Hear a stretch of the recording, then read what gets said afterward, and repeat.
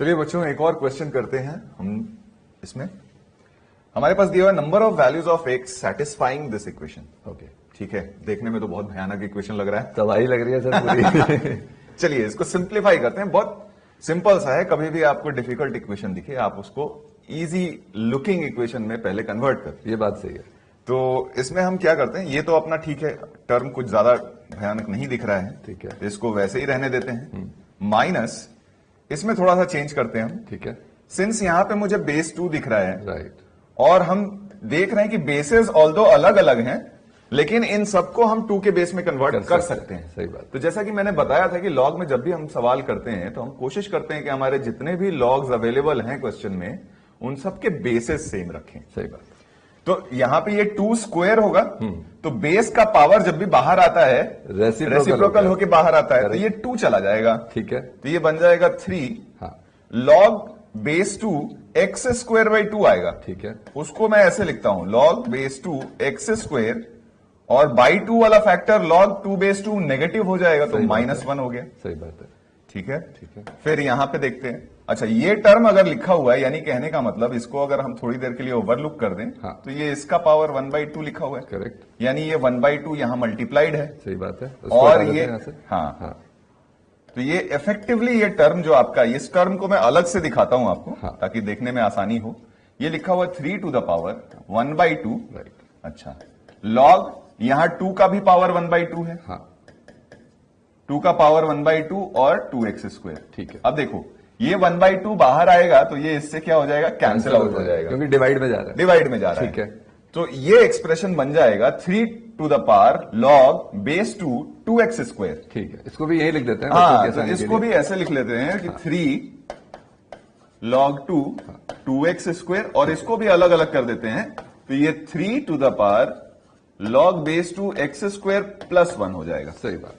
ठीक है, तो ये टर्म इसके बदले में हम लिखते हैं यहां पे। ठीक है, 3 to the power log base 2 x square plus 1। ठीक है, और यहां पे आपके पास -5 to the power log base 2 x square -1। सही बात। थोड़ा Easy रिलेटिवली हो गया, हाँ, अब अच्छा लग रहा है। अच्छा दिख रहा है। सर इसमें क्या बच्चों को कई हाँ, बार ये कंफ्यूजन हो जाता है, जैसे मान लो क्वेश्चन में ही ये दिया हो और ब्रैकेट नहीं लगाया ना बच्चों, तो मान के चलो कि दोनों टर्म सेपरेटेड है। हाँ, मतलब ऐसे नहीं सोचना है आपको कि गलती से भी कि सर ये लॉग में है क्या पूरी टर्म, ऐसा नहीं है। अभी अभी सर ने दिखाया कि ये सेपरेट करके लिखी हुई है हमने। राइट, यानी कि ये एक सेपरेटेड है, वन सेपरेटेड है, ये सेपरेटेड है, वन सेपरेटेड। राइट, इस तरह का सीन है सर, बेटर में भी लिख सकते हैं। बिल्कुल। तो ये समझना जरूरी है, कई बार बच्चे के कंफ्यूज हो जाते हैं। राइट, तो ऐसे में हमेशा देखो ब्रैकेट कहां लगा है, और ब्रैकेट नहीं लगा है मतलब वो टर्म ऑलरेडी सेपरेटेड है, लॉग से अलग है। हाँ, उनको आप एक साथ मत मानिए। ये बिल्कुल इस तरीके से दिख रहा है आपको, लॉग ऑफ एक्स स्क्वायर। हाँ, log of x square. Yes, यहां पे एक्स के बाहर। तो आपने देखा कितना दिखने में खतरनाक था। राइट, मतलब ये कुछ ऐसा सीन लग रहा है मेरे को सर कि आपने क्या किया, एक डेविल का मास्क था, बिल्कुल दिखने में खतरनाक था, हाँ, अंदर बहुत ब्यूटीफुल चेहरा था, बिल्कुल। आपने बस उठा के मास्क को उतार दिया हाँ, और एकदम प्यारा सा चेहरा सामने आ गया। ठीक है, अब देखिए यहां पे क्या है, आपको एक्सपोनेंशियल में भी 2 अलग अलग बेसिस दिख रहे हैं। ठीक है, एक 5 दिख रहा है, एक 3 दिख रहा है। सही बात है। तो हम कोशिश करेंगे सेम बेसिस को एक तरफ लाने की। राइट, तो मैं क्या करता हूं, थोड़ा कन्वीनियंट के लिए, कन्वीनियंस के लिए, हाँ, कुछ और भी अच्छा दिखने के लिए इसको मैं 5 to the power log 2 x square को मैं t ले लेता हूं, या x ले लेता हूं। चलो ठीक है, यहां पे इसको x ले लेता हूं, एक्स की जगह कुछ और ले लेते हैं। हाँ, x और ए और बी कुछ ले लेते हैं। ए ले लेते हैं। सही राइट, बात है, a ले लेते हैं। ठीक है, और 3 to the power log base 2 x square को मैं b ले लेता हूं, ठीक है, ताकि थोड़ा और अच्छा दिखे यहां पे। आप तो एकदम मतलब उसके चेहरे को खूबसूरत बनाते जा रहे हो। ठीक है, तो ये a हो गया, माइनस ये हो जाएगा 3 to the power log base 2 x square upon 3। Right, b/3, तो यानी b/3 हो ठीक गया। है, ये हो गया 3 to the power log base 2 x square into 3, यानी 3b। सही बात, और माइनस ये a/5 हो जाएगा। बिल्कुल।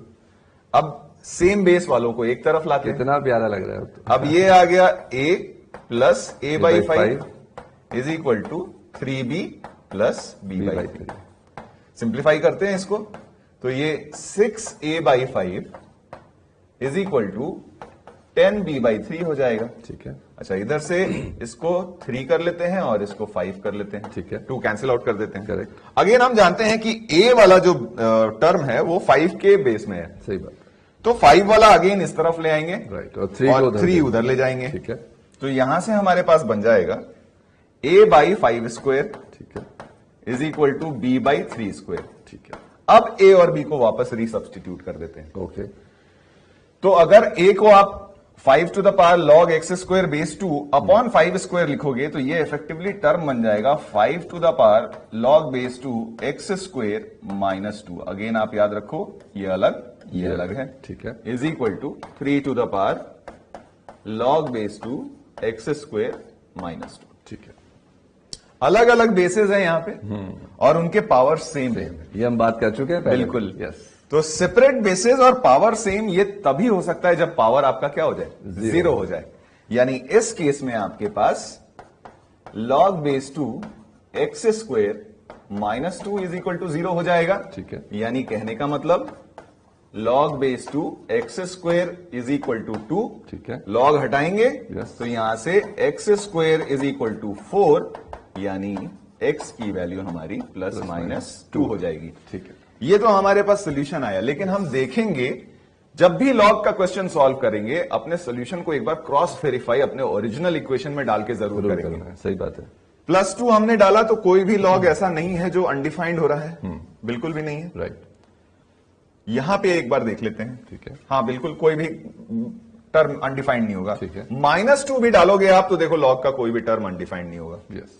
ठीक है, तो in that case x is equal to +-2 आपका क्या हो जाएगा, फाइनल आंसर। यानी इस क्वेश्चन का जो ऑप्शन सही होगा वो ए होगा, बिकॉज नंबर ऑफ वैल्यूज पूछ रहा है। नंबर ऑफ वैल्यूज Yes, पूछ रहा है। correct. बिल्कुल। ठीक है। तो मतलब इस क्वेश्चन से आइडिया यही था सर, कई बार क्वेश्चन हमें बहुत खतरनाक दिखते हैं। सही कह रहे हैं। आप पहले उसको क्या करो, सिंपल लुकिंग में कन्वर्ट करो, बिल्कुल। तो अपने आप आपको फिर आगे के प्रोसेस दिख जाएगा। इस प्रोसेस को अब से हम बोलेंगे अनमास्किंग प्रोसेस। Unmasking process, जो बिल्कुल। तबाही मच रही थी, है ना, Right. जो एक डेविल्स मास्क था उसको Right. आपने उतार के देखो कितना, यही इक्वेशन बच्चों, है हाँ। ना, और इसको आपने क्या बना दिया इधर देखिए। प्यार से समझते समझते इतनी सी कहानी रह गई, इतनी Right. बड़ी कहानी की। तो ये प्रोसेस एक बार आपने समझ लिया, बिल्कुल। अब से आपको खुद से भी अप्लाई करना होगा अलग अलग क्वेश्चन। बिल्कुल। ठीक है सर। ओके बच्चों, तो आपने देखा होगा सर, स्टार्टिंग में अपन ने जब मॉड्यूलस पढ़ा Right. तो मॉड्यूलस का ग्राफ देखा क्या बिल्कुल। होता है, तो ग्राफिकल रिप्रेजेंटेशन से भी अंडरस्टैंडिंग थोड़ी बढ़ती है, एक कॉन्फिडेंस आता है कि हाँ, मैं समझ में आ रहा है चल क्या रहा है। तो इसी सीरीज में अपन अब लॉग जब फंक्शन पढ़ रहे हैं तो बच्चों लॉग के ग्राफ को भी देख लेते हैं। और ग्राफ सर बड़ा आसान है ना। ग्राफ का सीन ये है, अगर लॉग एक्स की हम बात करें तो ये डिपेंड करेगा इसका बेस कैसा है, Right. उसके हिसाब से अलग अलग ग्राफ बनेगा।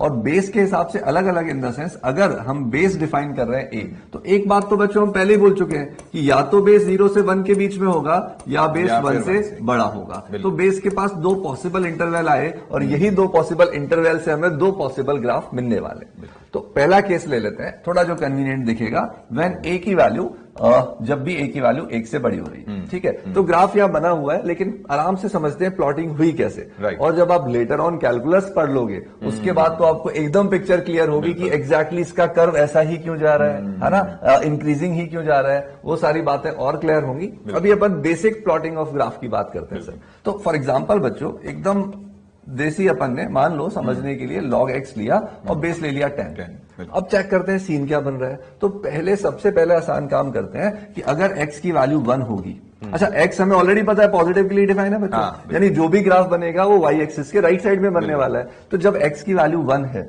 तो आपको समझ में आ रहा है कि y की वैल्यू क्या होगी, 0। 10 की पावर क्या लगाऊं कि 1 मिल जाए तो 0।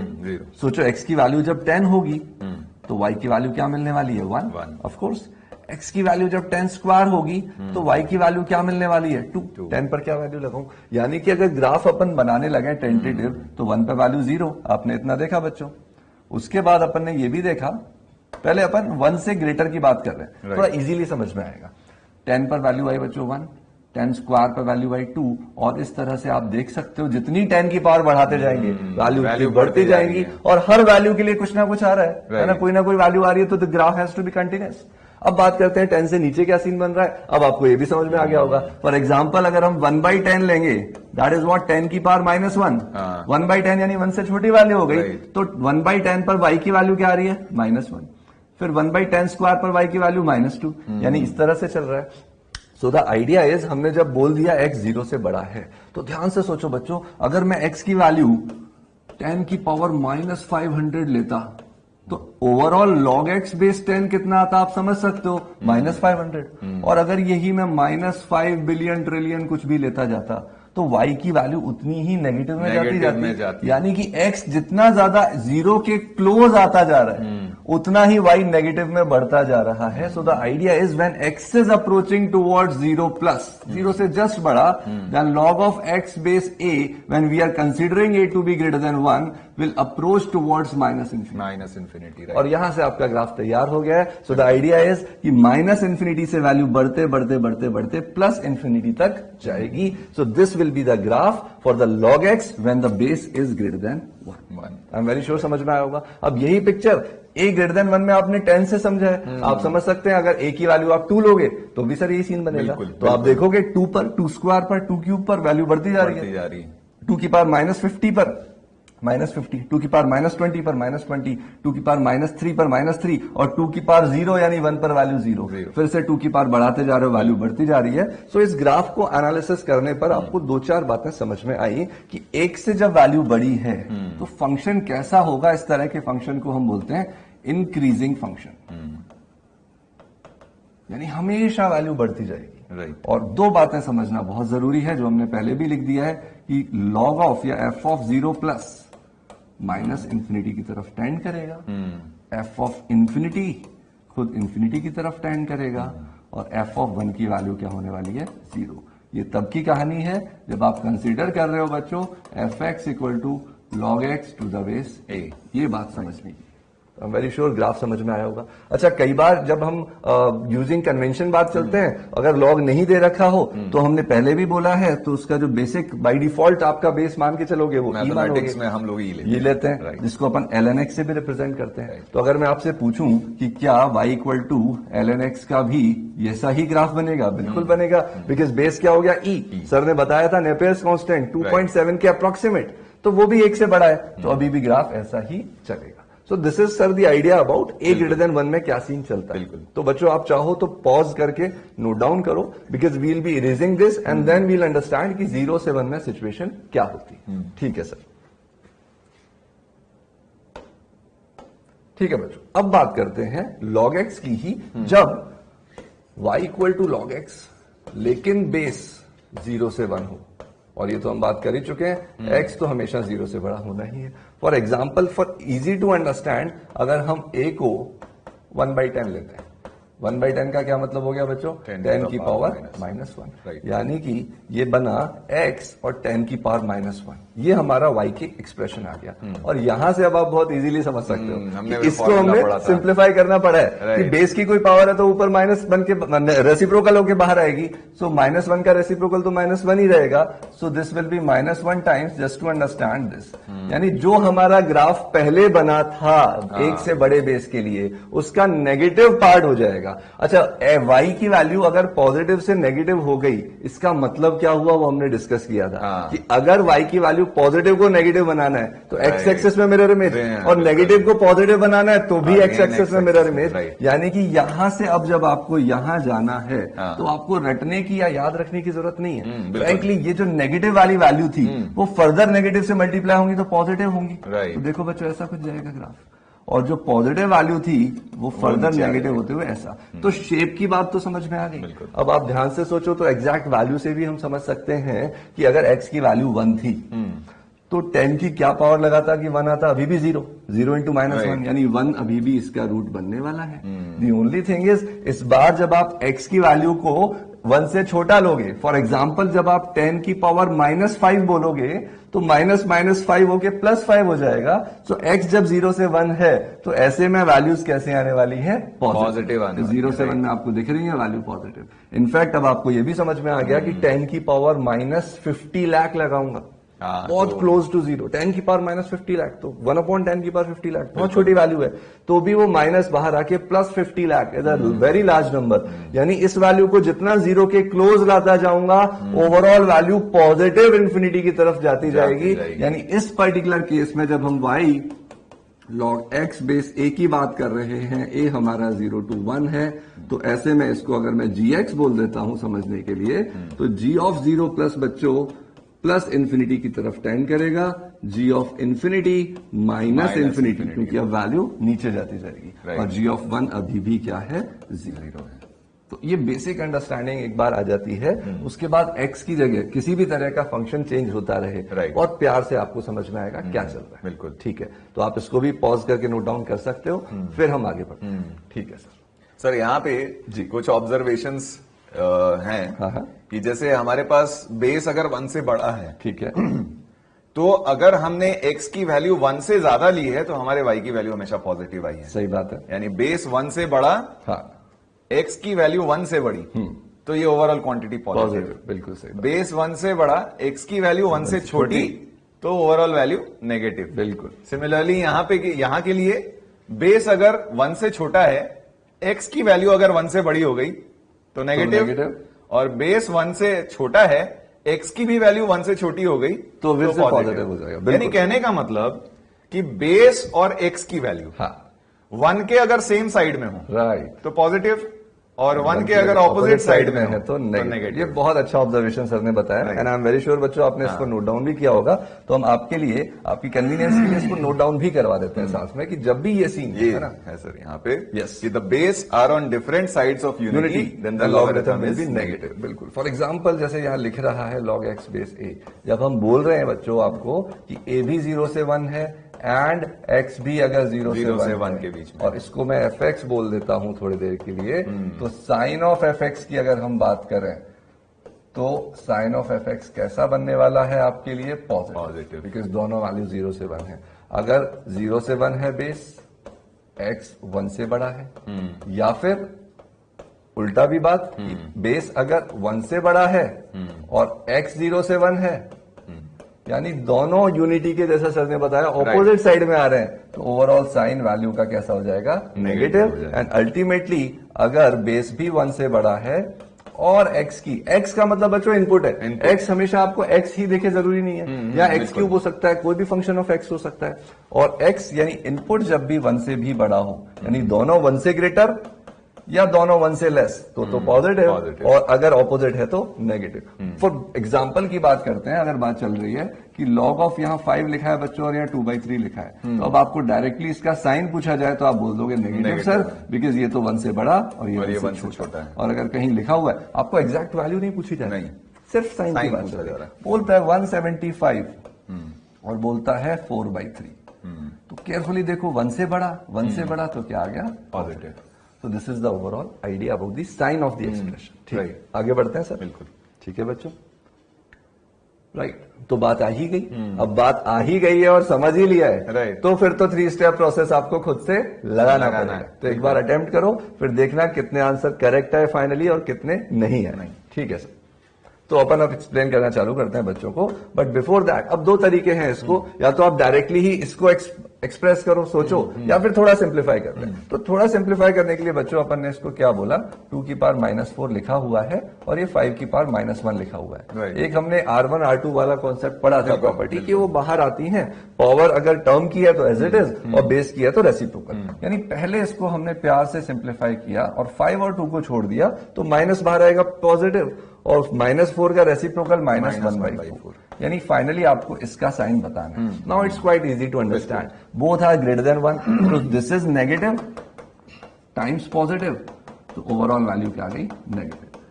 ये आपको बहुत प्यार से समझाया गया है, इसलिए इसमें 20 सेकंड लगे।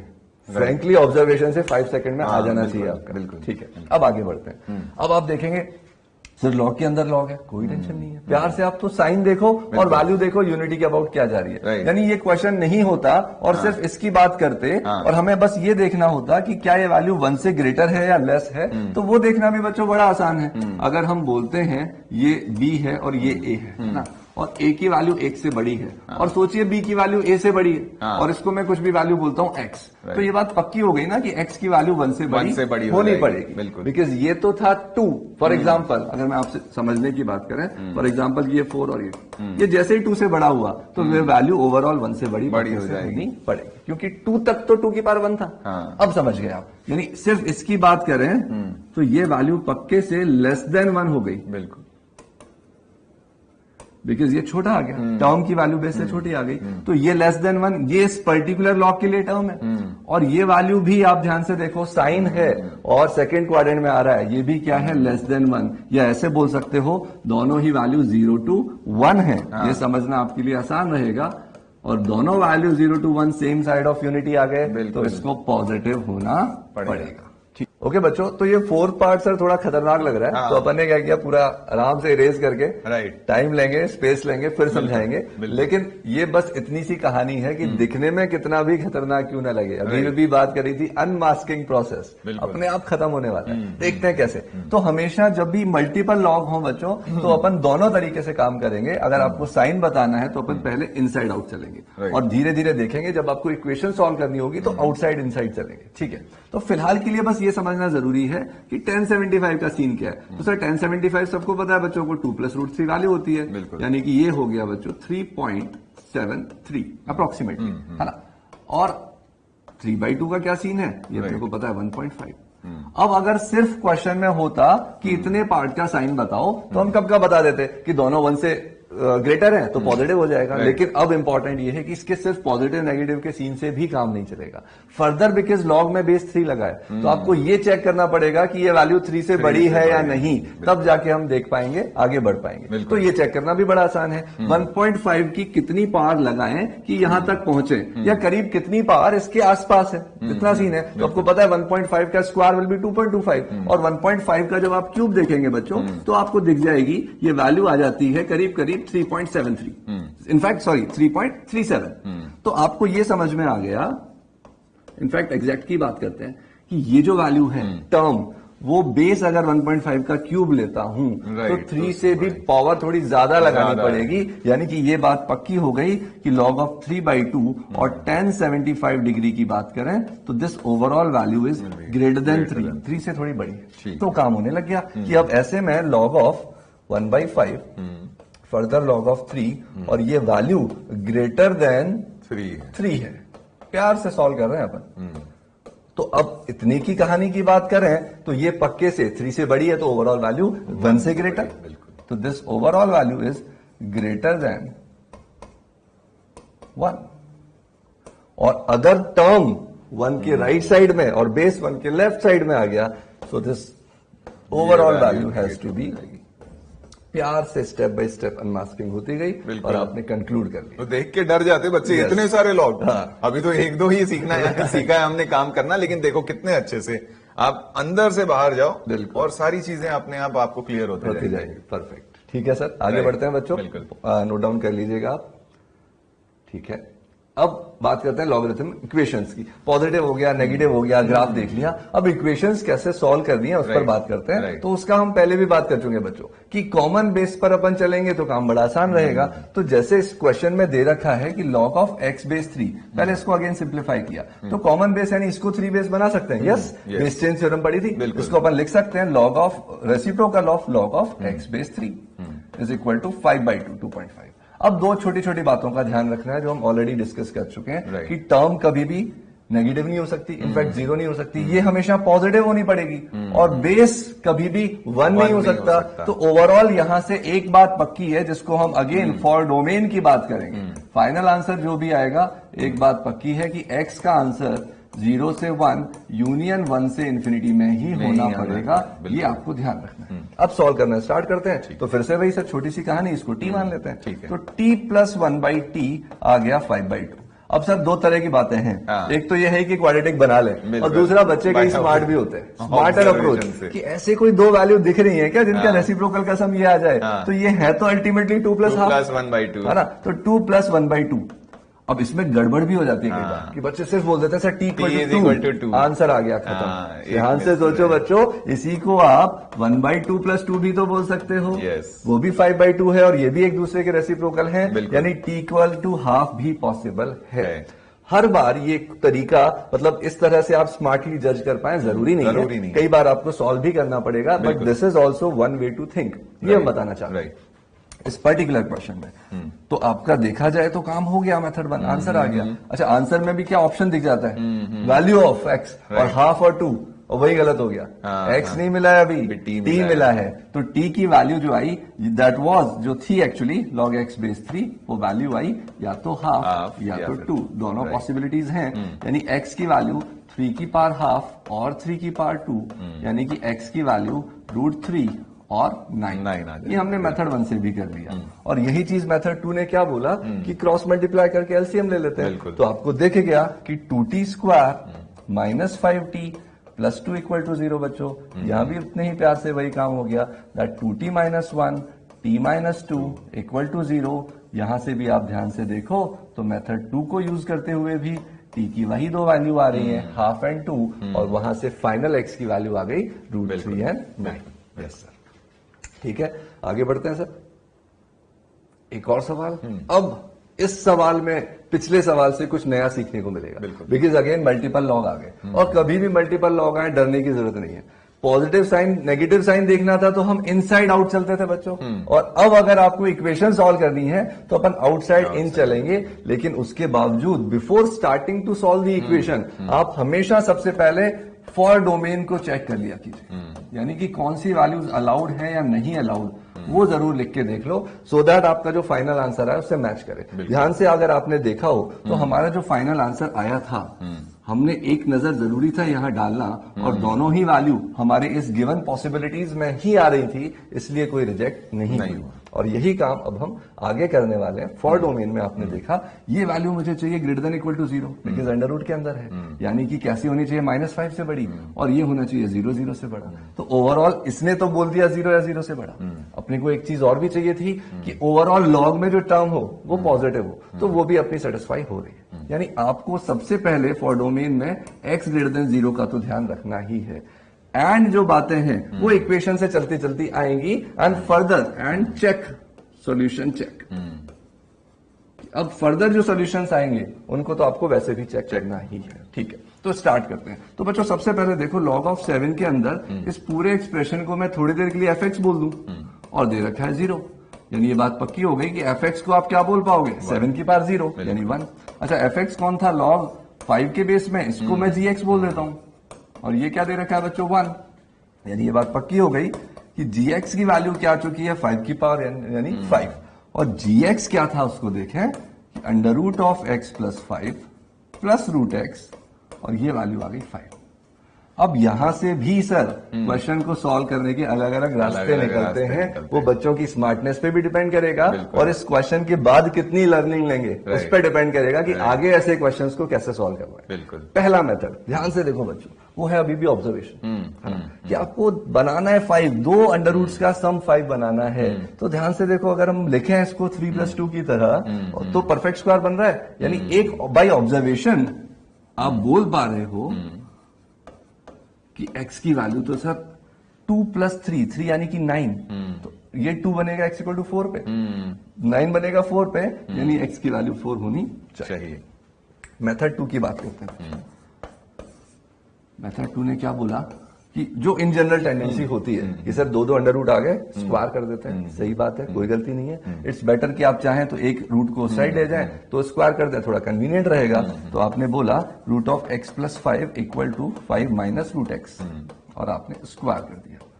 जैसे ही स्क्वायर किया तो लेफ्ट साइड बना बच्चों x + 5, राइट साइड बन गया 25 + x - 10 √x, और प्यार से आपने देखा x की वैल्यू कैंसिल हुई और आपको मिल गया, इनफैक्ट 5 भी फर्दर कैंसिल हो रहा है, 1 5 2 टाइम्स। तो आपको देखा कि 2√x की वैल्यू जो आ रही है वो 4 आ जा रही है, यानी यहां से आपको दिख गया x की वैल्यू क्या आ गई, 4 आ गई, आंसर आ गया। एक मेथड।